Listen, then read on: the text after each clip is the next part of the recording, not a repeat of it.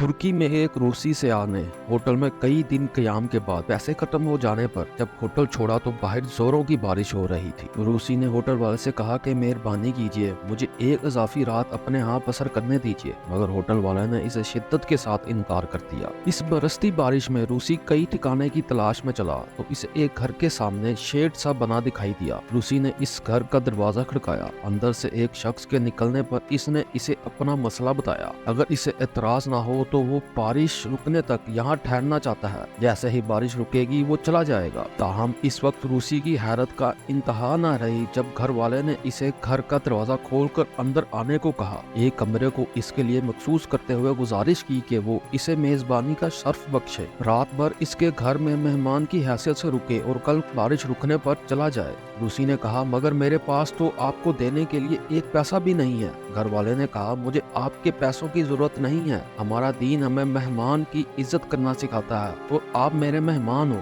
रूसी ने पूछा, आपका दीन क्या है? मेजबान ने कहा, इस्लाम। मेहमान ने पूछा, ये इस्लाम क्या होता है? मेजबान ने इस्लाम की तशरीह और फलसफा बताया तो रूसी हुस्न इखलाक मेजबानी से मुतासिर होकर इस्लाम कबूल कर बैठा। अरबी मिसल है कि जो इखलाक और अदब का सरमाया रखता है वो दिलों को हमेशा के लिए खरीद कर लेने की कुव्वत रखता है। मेरे इसी मुर्शिद को इनके तुर्की में क़याम के दौरान एक दोस्त ने बताया कि मैं और मेरा बेटा एक जाय नमाज खरीदने के लिए दुकान में दाखिल हुए। सबसे अच्छी और उछूती जाय नमाज जो हमें पसंद आई, इसे हमसे पहले ही एक गाहक उठाए खड़ा था।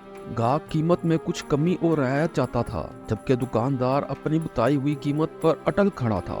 सौदा ना हो सकने पर जब पहला गाहक चला गया तो मैंने कहा, पसंद तो हमें भी यही जाय नमाज है, मगर आप रियायत ही नहीं कर रहे। दुकानदार ने कहा, बिल्कुल रियायत करूंगा, जो कीमत आपको अच्छी लगेगी इसी पर आपको ये जाय नमाज दूंगा। इस गाहक ने हैरत से पूछा, मगर क्यों?